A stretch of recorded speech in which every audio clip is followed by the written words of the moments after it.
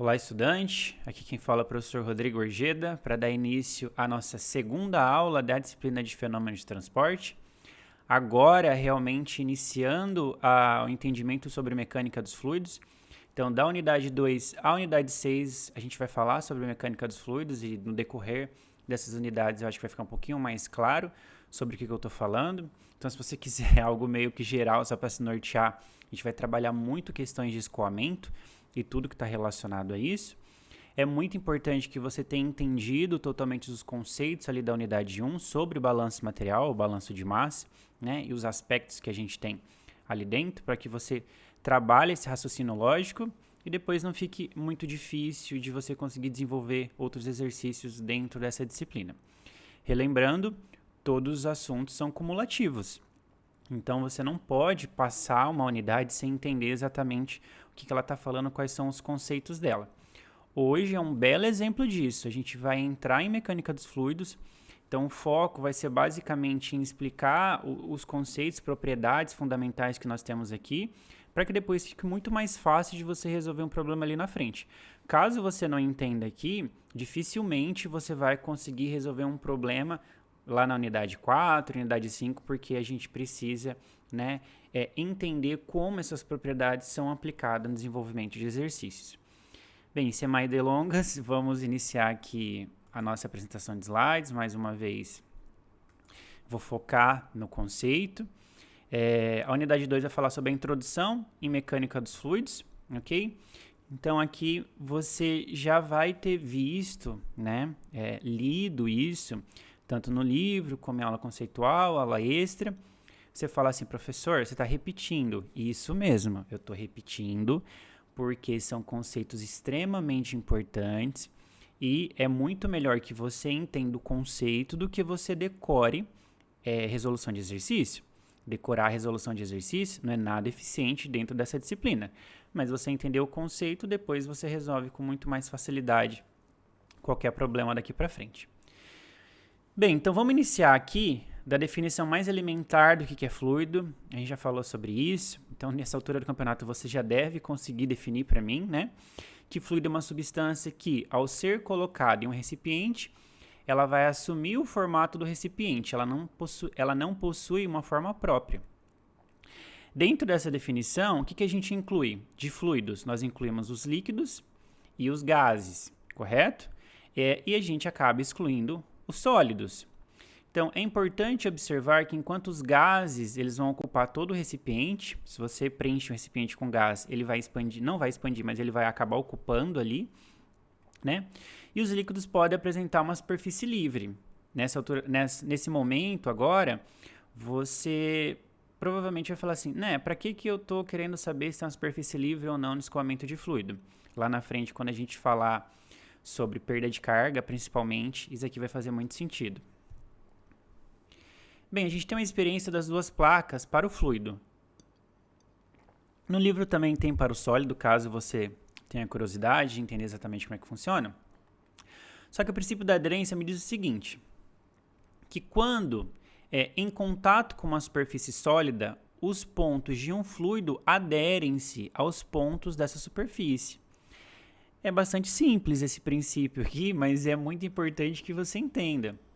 Imagina que isso aqui é um fluido, né? Pontos A, B, C e D. Você vê que os pontos B e C estão em contato com uma superfície sólida. O que ele está dizendo é basicamente o seguinte, ao aplicar uma força aqui tangencial, né, nesse sentido, constante, você vai deformar esse fluido aqui nesses pontos A e D, só que B e C não vão sair do lugar. Por quê? Por causa do princípio da aderência. Simples, né? Só que esse experimento ele acaba concluindo e como que ele diferencia sólidos de fluidos sob essa perspectiva da mecânica dos fluidos. Ele diz o seguinte, que quando submetidos a forças tangenciais, sólidos se deformam limitadamente. Então, vai ter um momento ali que se você aplicar essa mesma força em sólidos, ele vai parar, ok? Ele vai adquirir um novo equilíbrio estático. enquanto que os fluidos podem se deformar continuamente sem alcançar um novo equilíbrio estático. Significa que se você fizer isso no fluido, ele não vai ali em algum momento parar, né? Então a gente chega a uma segunda definição de fluido. A primeira foi aquela mais elementar, e essa segunda aqui é mais científica, que fala que fluido é uma substância que se deforma continuamente quando submetida à ação de uma força tangencial constante qualquer. Então, nesse momento, você já tem duas definições para trabalhar aí. Uma vez entendida, né, que a gente está trabalhando aqui ó, com essa força tangencial, você sabe o quê? Que quando nós aplicamos uma força, aí você consegue ver essa força aqui, esse vetor na diagonal. O que a gente lembra ali de geometria analítica? Que quando a gente tem uma força assim, nós podemos decompor essa força em dois componentes. Você decompõe aqui em força normal e força tangencial. Se você somar, né, esses vetores, vai acabar que vai dar o resultante, a gente tem esse daqui. Nesse momento, aqui na unidade 2, com qual força eu vou estar trabalhando? Com a força tangencial. Com qual força eu vou estar trabalhando na unidade 3 e eu vou repetir isso? Lá eu vou estar trabalhando com a força normal. A força normal é uma força perpendicular à minha superfície. Beleza? Então, a definição de tensão de cisalhamento é a razão entre o módulo da componente tangencial da força e a área que ela é aplicada. Vamos ver isso um pouquinho mais em detalhes. Ele diz o seguinte: no livro, você tem ali uma figura que mostra o gradiente de velocidade e tensões de cisalhamento entre as camadas de fluido na experiência de duas placas. Então, alguém já teve o trabalho no passado de fazer uma experiência de duas placas, né, com fluido ali no meio, para ver exatamente o que acontecia, o que variava quando você aplicava uma força tangencial nesse fluido. E acontece o seguinte: imagina que isso aqui é o meu fluido, ok? E daí a gente aplica uma força tangencial aqui, no sentido aqui para a direita, você consegue ver? E uma velocidade V0. O que significa velocidade V0? Que é igual a zero? Não. V0 vai significar que é uma velocidade inicial. Então, você aplica uma velocidade, o que ele percebeu? Que ao aplicar essa velocidade, esse fluido estava sendo dividido em camadas, que a gente chama de gradiente. Então, aqui a gente tem uma velocidade, aí aqui vai acabando diminuindo a velocidade, conforme ele vem descendo no eixo Y. Por que ele diminui a velocidade até chegar nesse ponto em que ele tem velocidade igual a zero? É aqui que a velocidade é igual a zero. Por causa do princípio da aderência. Então, você está vendo que a gente vai utilizando esses conceitos. E mais uma vez, lá na unidade 5, 6, esse princípio da aderência vai fazer com que a gente tenha uma perda de carga, ou seja, uma perda de energia. Enfim, foi só um spoiler. Então, o que a gente consegue concluir? Que há uma variação de velocidade quando a gente aplica uma força. Essa velocidade está variando em que eixo? Ela está variando no eixo Y, correto? Então, o que o senhor Isaac Newton ele percebeu? Ele evidenciou que para a grande maioria dos fluidos, a tensão de cisalhamento, né, é proporcional ao gradiente de velocidade, ou seja, a variação da velocidade v na coordenada y. Então, em termos matemáticos, como que a gente representa? Representa que a tensão de cisalhamento ela é proporcional, isso aqui significa que é proporcional à variação da velocidade, né, no eixo y, na coordenada y. Isso aqui é lá de cálculo, que a gente vê essas questões de derivada, de integral, todas essas coisas. Então, eu posso falar esse termo de proporcionalidade e dizer assim, olha, se você pega e joga para baixo, você fala que isso aqui é uma constante. Correto? Então, a tensão de cisalhamento sobre isso daqui vai ser igual a uma constante. E daí, só a título de curiosidade, né, os fluidos que obedecem a essa lei, que chama lei de Newton da viscosidade, eles são chamados de fluidos newtonianos, que são a água, o ar, o óleo, por exemplo, que são os fluidos que a gente vai estudar aqui em mecânica dos fluidos. Ou seja, são os assuntos menos complexos, né? Só que nós temos alguns fluidos que não obedecem essa lei de Newton da viscosidade, a gente chama de fluido não newtoniano. Então, vamos focar aqui, que é uma parte mais simples, o que está dentro do escopo da nossa disciplina é basicamente os fluidos que obedecem a essa lei e facilitem muito nossos cálculos. Bem, o que ele percebeu também, né? Que a tensão de desalhamento para esses fluidos aqui newtonianos que obedecem à lei de Newton da viscosidade, ela é proporcional ao gradiente da velocidade, correto? Eu estava mostrando ali que se você dividisse tem uma constante. E o que é essa constante? Na matemática, né, a gente sempre faz isso. De quando você coloca uma constante de proporcionalidade, depois você define exatamente o que é essa constante e ela acaba virando uma variável, às vezes, de muita importância dentro da engenharia. E a constante de proporcionalidade é justamente a viscosidade dinâmica ou absoluta do fluido, que é isso daqui. Então, como é que eu interpreto essa equação, essa relação final? Que a tensão de desalhamento ela é igual à viscosidade dinâmica, que é a minha constante de proporcionalidade, vezes a variação da velocidade no eixo y. E de forma prática, como é que eu posso definir a viscosidade? Você define a viscosidade como a propriedade que representa a dificuldade de o fluido escoar. Isso aqui eu acho que fica um pouquinho mais fácil, porque a gente já tem essa visão na prática, né? Você vê um fluido menos e mais viscoso, automaticamente você pensa, olha, esse fluido mais viscoso, eu vou ter um pouquinho mais de dificuldade de escoá-lo. Só que é um parâmetro que varia com a temperatura. Então, se eu preciso escoar um fluido que é muito viscoso, provavelmente eu vou ter que aumentar a temperatura. Quais são os efeitos práticos disso numa indústria, por exemplo? Aumento de custo, porque se você precisa aumentar a temperatura, você precisa provavelmente produzir mais vapor, precisa de mais energia e isso culmina em um custo maior. É bom também você observar quais são as unidades. Eu não vou ficar falando exatamente de todas as variáveis quais são as unidades, então cabe a você dar uma olhada em todas as grandezas que eu estou falando, ver quais unidades elas são representadas, para que você consiga fazer uma transformação no momento que for preciso, né? Conversão de unidade não deve ser mais um problema para você nessa altura do campeonato.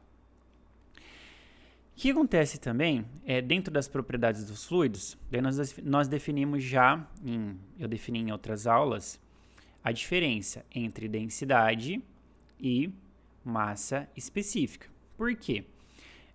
Eu e o outro ator, a gente pensou que isso poderia causar uma certa dificuldade, uma certa confusão, né? Já que a relação é de massa pelo volume das duas.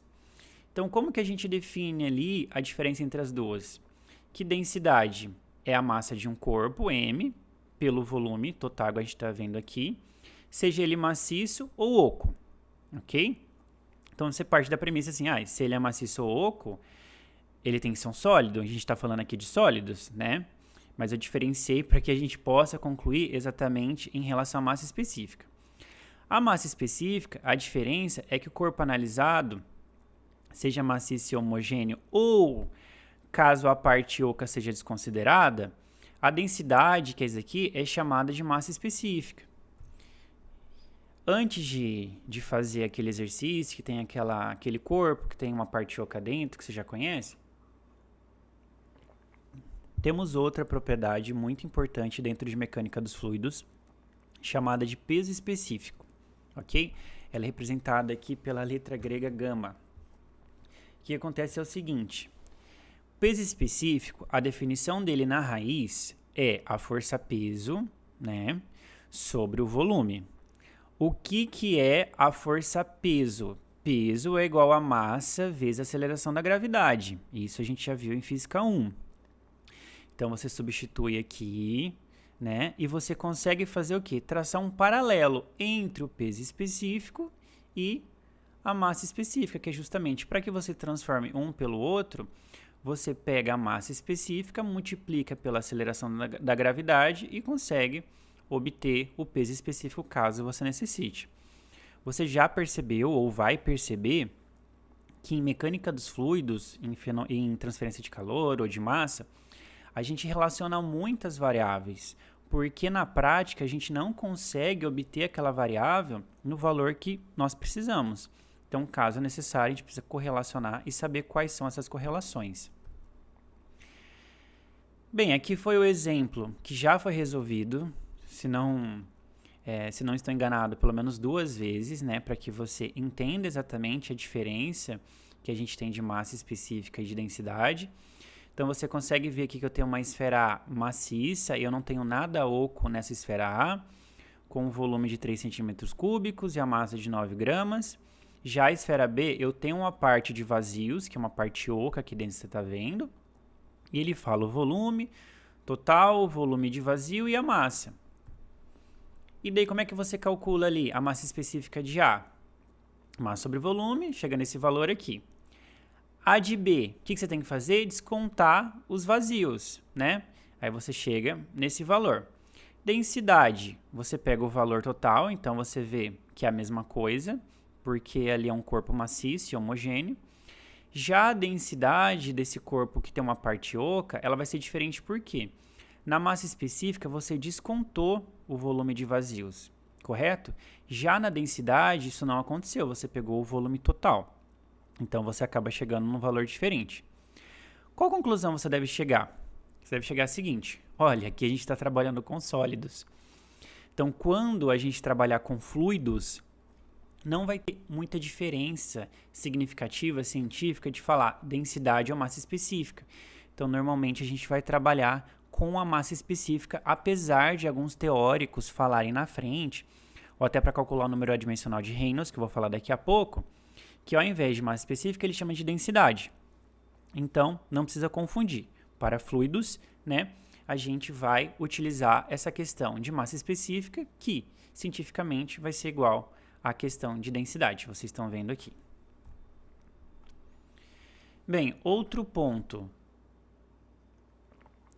muito importante, uma propriedade dentro da mecânica dos fluidos, principalmente aqui nessa unidade 2, quando a gente está fazendo a introdução à questão de mecânica dos fluidos, é a chamada viscosidade dinâmica ou absoluta, que a gente divide pela massa específica, né, para obter o quê? A viscosidade cinemática. Já já você vai entender por meio de uma equação dimensional qual que é a diferença, né, fisicamente falando, entre uma viscosidade cinemática e uma viscosidade dinâmica ou absoluta. Elas têm, apesar de ser chamada pelo mesmo nome, né, pela mesma propriedade, elas têm diferença em relação às grandezas que elas estão relacionando para os cálculos. Professor, por que isso é importante? Porque não necessariamente você vai conseguir o valor em viscosidade dinâmica ou absoluta. Talvez você pegue esse valor só de viscosidade cinemática. Isso na prática também. Pode ser que você esteja trabalhando com fluido na indústria e você necessite fazer uma análise físico-química e você pode obter um valor em viscosidade cinemática ou em viscosidade dinâmica absoluta. Então, mais uma relação que a gente precisa aí guardar e entender exatamente como é que se utiliza isso nos cálculos. 2 pontos aqui importantes que eu vou repetir muito daqui para frente, né? Porque a partir do momento que você utiliza essas considerações, essas abordagens, os cálculos mudam totalmente. E o primeiro deles é a questão de fluido ideal. O que é um fluido ideal? O fluido ideal é aquele cuja viscosidade é nula, sem perda de energia por atrito, sendo também incompressível. Naturalmente, não temos fluidos ideais, mas às vezes esse conceito é utilizado em problemas de mecânica dos fluidos. Quando que eu uso essa abordagem, essa simplificação? Quando eu quero exatamente simplificar um cálculo, porque o resultado que eu vou chegar é muito próximo do real. E quando eu falo que o fluido é ideal, significa que ele não tem viscosidade, né? E a perda por atrito vai ser igual a zero. A gente vai estudar muito questão de perdas por atrito, unidade 5 e unidade 6. Na unidade 5, quando eu começar a falar sobre equação de energia, balanço de energia, porque até então a gente só falou sobre balanço de massa, nós vamos adotar essa primeira hipótese simplificadora, dizendo, olha, esse fluido é ideal, então ele não tem ali viscosidade, ele não vai ter perdas de energia por atrito. E outra simplificação que nós utilizamos em mecânica dos fluidos, aqui bem no início dos estudos, né? Depois você acaba vendo que alguns fluidos a gente coloca em exercícios como compressíveis, é um escoamento incompressível, que é um escoamento de fluido onde o seu volume não varia ao modificar a pressão. Em geral, os escoamentos podem ser considerados incompressíveis, pois ou o fluido é um líquido ou as velocidades em questões são baixas. Então, vai ter exercício que ele fala, olha, o fluido de escoamento é um líquido. Se o exercício não falar nada mais, se ele não falar que o líquido é compressível, você vai partir da premissa que ele é incompressível. E ao ser incompressível, o volume não vai mudar, significa que a massa específica vai acabar sendo a mesma. Mas aqui vai ficar um pouquinho mais simples quando começar a fazer os exercícios e adotar, né, essas premissas que eu estou falando no momento.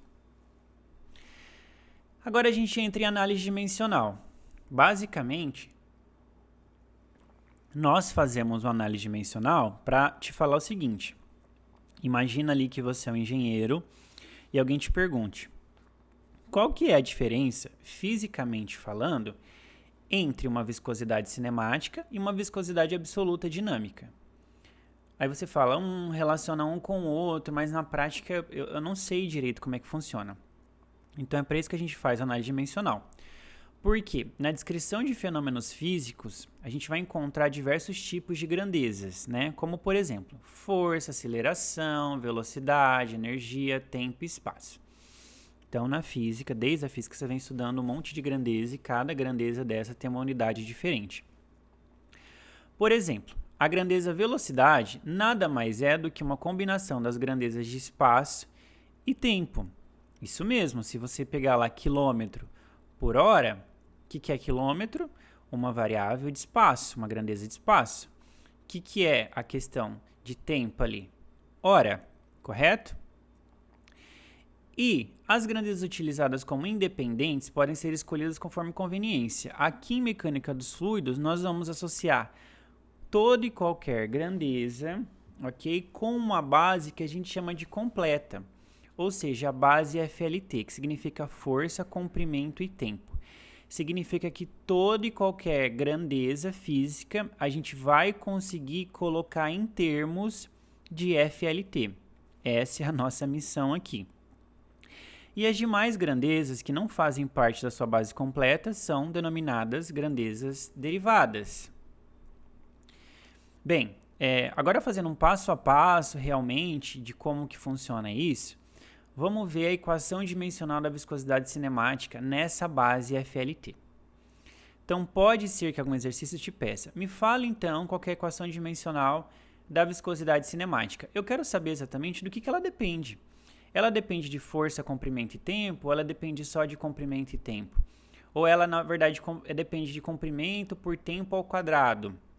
Né? Isso é bastante importante em nossos cálculos.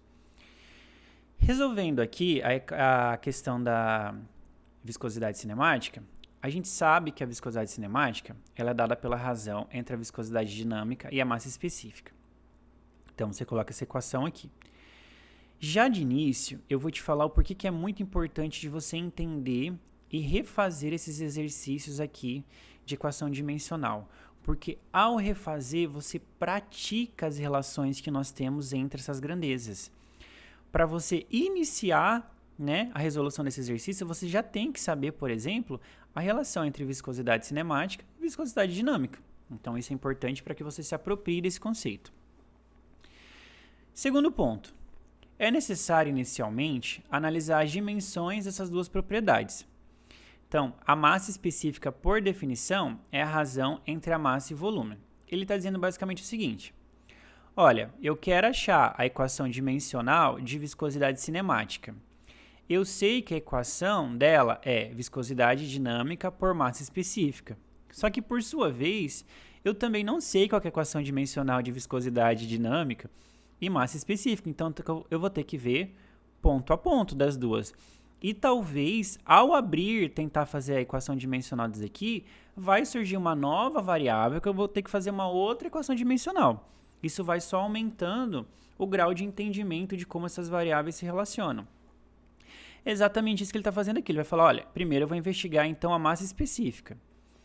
Aí ele fala, eu sei que a massa específica é o quê? Ela é dada pela razão entre a massa e o volume. Então, beleza. Aí o que acontece aqui de novo? O que é massa, o que é volume na equação dimensional? Correto? Eu vou ter que abrir essa equação também. Note que estamos trabalhando com a base FLT, que é força, comprimento e tempo. Isso significa que a massa é uma de suas grandezas derivadas e deve ser escrita em função das grandezas fundamentais, ou seja, em FLT também. Como que eu posso relacionar, né, a massa nessa base FLT? Você começa a pensar, poxa, eu vou buscar uma equação em que eu já tenho algumas dessas variáveis dessa base fundamental. Então, o que foi pensado? Que a lei física que consegue expressar a massa nessa base é a segunda lei de Newton, da dinâmica, correto? O que é essa segunda lei de Newton? Força é igual a massa vezes aceleração. Na verdade, isso aqui seria a força resultante é igual a massa vezes aceleração. Mas vamos colocar assim de uma forma simplificada. O que eu quero saber dessa equação aqui? Eu quero saber a massa. Não vamos perder de vista essa variável. Então, eu isolo a massa e eu sei que massa é igual a força vezes aceleração. Já pensa, opa, aqui eu já consigo agora visualizar uma equação dimensional. Por quê? Porque a força é uma de nossas grandezas fundamentais. Então, se você colocar aqui, a gente já começa, ó. Massa é igual a força sobre a aceleração. Para fazer a equação dimensional, a gente coloca aqui, né, dentro de colchetes, e daí eu vejo que massa é igual a força sobre aceleração. Quando eu coloco aqui, eu já estou fazendo a equação dimensional. Qual que é, ao analisar a dimensão, a base de força? Força, a equação dimensional de força é força. Pronto, já cheguei ali, é F. Só que a aceleração, por outro lado, ela tem a unidade de comprimento dividido por tempo ao quadrado. Não sei se você lembra da unidade de aceleração, por isso que é muito importante você fazer equação dimensional, porque vai te forçar a lembrar, a recordar, né, dessas unidades. Se você lembra, a aceleração sempre foi me dada a unidade como metro por segundo ao quadrado. O que é metro? Comprimento. O que é segundo ao quadrado? É tempo ao quadrado. Aqui ele só fez uma relação matemática que ao invés de você colocar L por T ao quadrado, você sobe, né, o T e daí fica menos 2. É só isso, é uma questão matemática. Então, suas dimensões, portanto, da aceleração, a equação dimensional da aceleração vai ser comprimento por tempo ao quadrado, que é igual a comprimento vezes tempo elevado a menos 2. Ou seja, F é força mesmo, isso aqui fica bem fácil, bem claro. Já a aceleração é comprimento por tempo ao quadrado. O que eu faço aqui? Eu só subo tudo isso aqui para o numerador. Né? Então, se eu tenho 1 elevado a 1, vai ficar menos 1, se eu subir para cima, tá vendo o L aqui. E o T, como estava menos 2, ao você jogar no numerador, vai ficar igual a 2. Então, no final de massa, a equação dimensional para a massa é a base F, T ao quadrado, L menos 1. Ou seja, nessa base fundamental completa FLT que a gente tem, ela leva todas as três grandezas, correto? De forma semelhante, sabemos da geometria que volume tem dimensões de comprimento ao cubo. Por que eu sei isso? Porque quando você coloca uma unidade de volume, você não coloca metro cúbico, você não coloca centímetro cúbico. O que é centímetro? É uma unidade de comprimento. Se está o cubo, elevado a 3. É só isso mesmo. Então, isso aqui ficou um pouquinho mais fácil, né? Aí a gente combina massa e volume para chegar à equação dimensional aqui de massa específica. Você está vendo que eu estou abrindo ela, eu chego na equação dimensional daquilo que eu precisei, aí volto para ela. Como eu já sei aqui a equação dimensional de massa, eu jogo aqui e acabei de falar qual que é a equação dimensional de volume, a gente coloca aqui. Eu jogo esse L elevado ao cubo para o numerador, né? Então, vai ficar menos 3 com menos 1 fica menos 4. Ou seja, aqui eu consegui descobrir qual que é a equação dimensional na base FLT para a massa específica. Contudo, eu tenho que achar outra também. Qual que era a outra lá da viscosidade cinemática, só para a gente voltar e não se perder? Viscosidade dinâmica. Então, primeiro eu descobri qual que era a equação dimensional aqui da massa específica E agora eu vou descobrir qual é a equação dimensional, né, da viscosidade dinâmica, para depois relacionar as duas e chegar finalmente à equação dimensional da minha viscosidade cinemática. Resta agora verificar as dimensões da viscosidade absoluta. A gente utiliza a lei de Newton da viscosidade, então você pensa, né, onde é que essa variável de viscosidade absoluta ela apareceu? Ela apareceu ali quando a gente tinha tensão de cisalhamento, né? A gente viu que a tensão de cisalhamento ela é igual a uma constante de proporcionalidade, que nesse caso é a viscosidade, né, vezes a variação da velocidade no eixo y. Reorganizando a equação, eu consigo isolar aqui a minha viscosidade dinâmica e coloco em termos de tensão de cisalhamento e variação da velocidade no eixo y, dv sobre dy. Como a gente definiu bem no começo, talvez no primeiro slide, por isso que eu adoro esse tipo de exercício, porque força a você pensar se você realmente entendeu, né, essas correlações. O que eu tinha lá? Que a tensão de cisalhamento nada mais era do que força tangencial sobre a área. Antes de passar para o próximo slide, já pensa, vou fazer uma equação dimensional, né, de força tangencial pela área. O que é força tangencial na base FLT? Já responde isso mentalmente para você mesmo. O que seria a área? A área a gente não coloca em unidade de metro quadrado, então ela seria o quê? Força, comprimento ou tempo? Se ela fosse um desses três, ela seria o quê? Só, por exemplo, comprimento ao quadrado. Então, se você pensou que ao colocar, né, a equação dimensional de força, ela seria realmente força, ela já está ali na força. Ela não tem nada elevado ao quadrado, nem questão de tempo, nem de comprimento. Então, a equação dimensional de força é justamente a força. Por sua vez, a geometria, sabemos que a área tem dimensões o quê? De comprimento ao quadrado. Eu não falei que era metro ao quadrado? Metro é uma unidade de comprimento, então a gente coloca L ao quadrado. O que eu faço por fim? Eu pego essa variável no denominador, jogo para o numerador, e daí eu chego na minha equação dimensional da tensão de cisalhamento. Não é o que eu quero ainda. Eu vou relacionar isso com o quê? Com o gradiente de velocidade, aqui no meu eixo y, que ele também pode ser analisado da mesma maneira. Então, são variações de velocidade. O que é velocidade? Comprimento por tempo. Por que você sabe isso? Porque você pega uma unidade lá qualquer de velocidade, como por exemplo metros por segundo, agora eu utilizei o exemplo de quilômetros por hora, mas é na mesma. Metro é a unidade de comprimento e segundo, uma unidade de tempo. Então, como é que eu faço a equação dimensional de velocidade aqui? Comprimento por tempo. Eu só já joguei isso aqui no numerador, já deixei automático, né? Direto. Por variações de posição. O que é o eixo Y? É uma variação de posição. Se você colocasse ali em uma unidade, ele seria centímetro, metro, qualquer coisa do tipo, né? Se você tem um fluido escoando no eixo Y, ali você vai analisar, ele só tem uma variação de posição, que é a mesma coisa de comprimento. Então, ele é uma base L.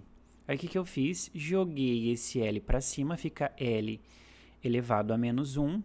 L elevado a menos 1 vezes L elevado a 1. A gente corta e acaba ficando só em relação a tempo. Então, fica tempo elevado a menos 1. Tá, eu tenho aqui a equação dimensional de tensão de cisalhamento. Eu tenho aqui a equação dimensional da variação, né, da velocidade no eixo Y. Então, eu correlaciono essas duas equações dimensionais para chegar à equação dimensional da viscosidade absoluta ou viscosidade dinâmica. Finalmente, agora eu consigo ver qual é a equação dimensional de viscosidade cinemática. Por quê? Porque eu precisava dessa equação dimensional de viscosidade absoluta, que eu encontrei aqui, é F L elevado a menos 2 vezes T, que está aqui. E também eu havia encontrado antes, que foi a primeira tratativa que eu tive, que foi encontrar a equação dimensional da massa específica, que é Ft ao quadrado L elevado a menos 4. Então, você pega todo esse denominador, joga aqui para o numerador. Isso aqui você já, com prática, você vai saber como é que faz, né? Se você joga, por exemplo, o F, ele está elevado a 1 aqui. Se jogar para cima, ele vai ficar menos 1. Então, menos 1 com um f elevado a 1, você simplesmente corta, ou por isso que está aqui igual a 0. Então, qualquer variável elevado a 0, a gente fica igual a 1, ela desaparece, né? E a mesma coisa acontece com as outras variáveis do denominador. Então, ao fazer essa operação em que você pega as variáveis do denominador e joga para o numerador, você chega nessa base, isso aqui cancela, então fica aqui a equação dimensional de viscosidade cinemática é comprimento ao quadrado vezes tempo elevado a menos 1, que poderia ser também interpretada como comprimento ao quadrado sobre tempo. Qual que é a diferença que eu vejo entre as duas de viscosidade? Isso é um ponto importante de engenharia. Você consegue ver que enquanto a viscosidade cinemática ela não leva em consideração a força atuante nesse corpo, nesse fluido estudado, ela só leva em consideração o comprimento pelo tempo, a viscosidade absoluta já leva. Então, na base dela, você vê que ela considera a força para que você faça algum cálculo. Uma vez entendida ali a equação dimensional, né, de algumas grandezas, que você relaciona todo com as bases fundamentais, agora você consegue entender melhor o que é um número adimensional. Um número adimensional, você pode falar que é um número em que eu não tenho unidade, tá? Um valor vai ser lá, por exemplo, 2.000. Reynolds igual a 2.000. Você não precisa falar unidade, porque por si só, esse número de Reynolds, esse valor aí de 2.000, já diz muita coisa, né? Diferente de quando você fala a temperatura que está 100. Não tem como, você tem que falar se é Celsius, Fahrenheit, né, Kelvin, depende muito. Aqui não, a gente tem um número adimensional e se você fizer a equação dimensional, e olha que legal, né? Daqui, o que a gente não fez? Diâmetro, só não fiz equação dimensional de diâmetro. O resto, a gente fez tudo. Eu fiz, né, de massa específica, de velocidade, de viscosidade dinâmica, só não fiz de diâmetro. Como é que você representa diâmetro? Você não fala ali em centímetro, em metro? Essa unidade é a unidade de que grandeza na base fundamental? Não é de comprimento? Então, tá exatamente aqui, ó. É só comprimento. E ao resolver colocar todas essas grandezas da base fundamentais juntas, o que você chega? Você chega que todas elas estão elevado a 0. Então, acaba ficando igual a 1, aí você não tem unidade. Primeira coisa que você tem que saber que esse número adimensional de Reynolds, que é provavelmente o número adimensional mais famoso dos fenômenos de transporte, ele não tem unidades. É por isso que é chamado de adimensional, porque a gente não tem uma dimensão ali de unidade. Aí você se pergunta, professor, por que eu uso esse número adimensional, né? A gente utiliza tanto em fenômeno de transporte e muitas vezes, muitos estudantes estudam fenômeno de transporte 1, 2 anos e tem que memorizar um monte de número adimensional e não sabe exatamente o porquê que você está utilizando aquilo. Agora eu vou deixar um pouquinho mais claro. Eu já falei sobre isso em aula conceitual, mas eu vou repetir porque é muito importante. Então eu passei esse exemplo aqui da força de resistência ao avanço, né, que a gente conhece como força de arraste. Então imagina só que você tem um corpo imerso em um fluido. Você pode pensar isso aqui até como um submarino, correto? Então você consegue ver, talvez agora imaginar a importância que a gente tem desse tipo de estudo. Quando você vai estudar a força de arraste, você percebe, fala, olha, essa força de arraste, ela depende, ela está em função do quê? Do diâmetro da minha esfera, do corpo, da velocidade, da massa específica e da viscosidade dinâmica do fluido, correto? Então, para eu calcular a força de arraste, eu tenho que ver 4 variáveis. Se você fosse estudar isso de forma individual, separada, o que você teria que fazer? Você teria que testar primeiro várias vezes, a gente sempre faz isso. E aí você coloca um eixo que você quer descobrir a força, então essa força aqui vai variar, né? Você varia o diâmetro.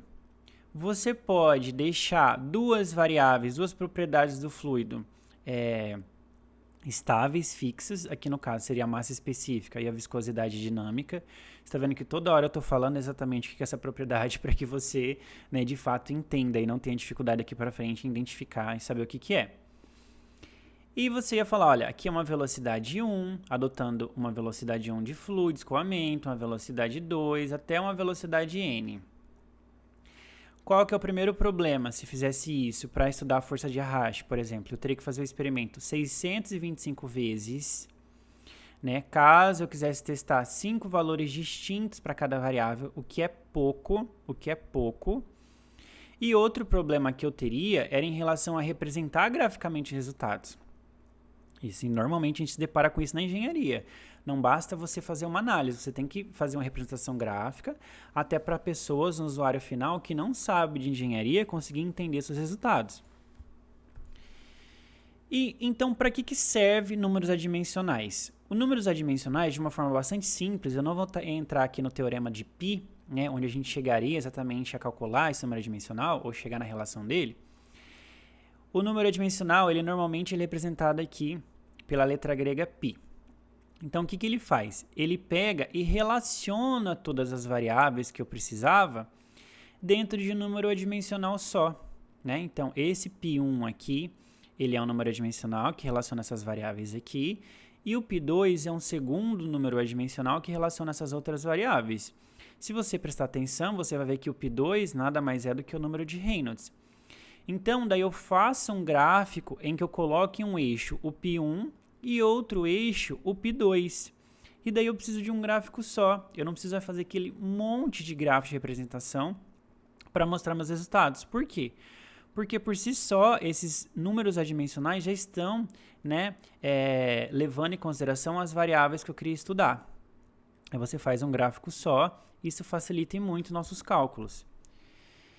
E daí é importante que você olhe aquele gráfico e compreenda a seguinte afirmação, que os pontos dessa curva dependem do conjunto, né, de massa específica, velocidade, diâmetro ali do corpo, viscosidade, dinâmico absoluto e força, e não de seus valores individuais. Esse era exatamente o problema que a gente tinha no começo.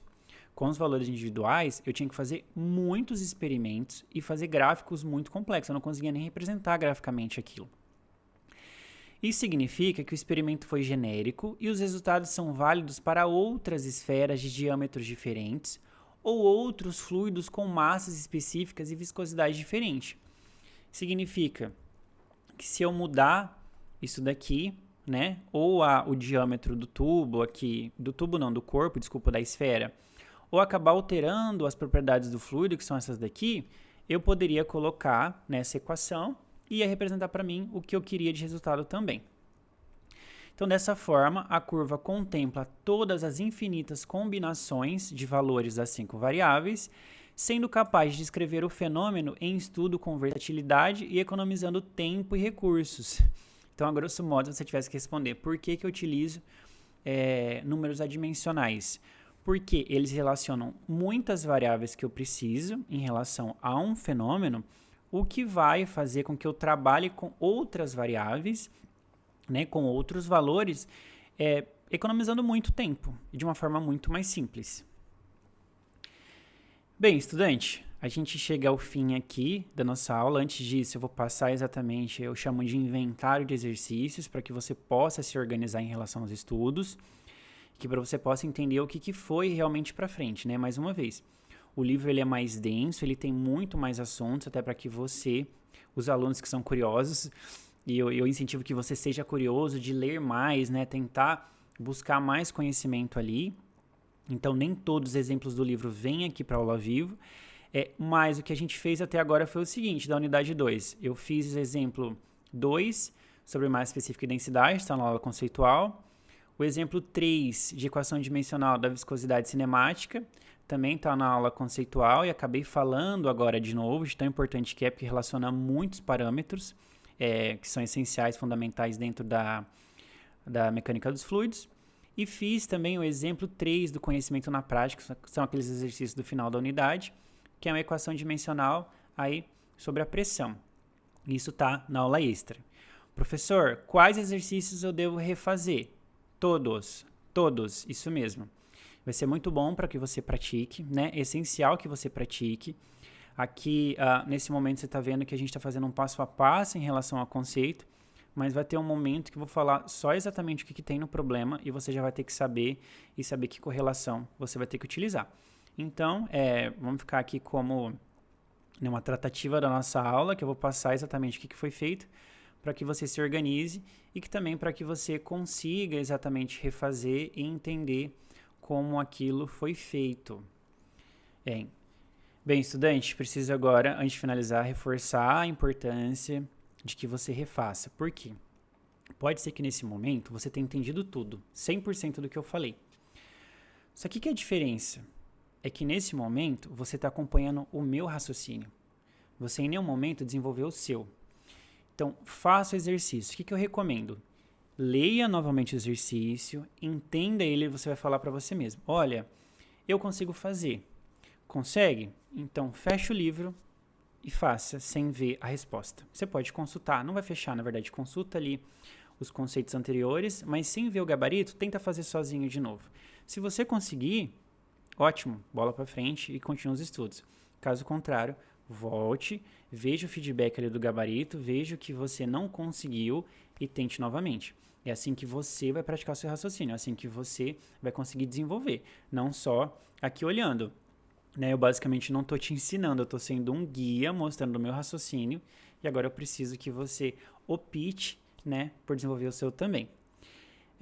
Por hoje é só, a gente vai ficar por aqui. Desejo bons estudos e a gente se vê na próxima aula. Até lá!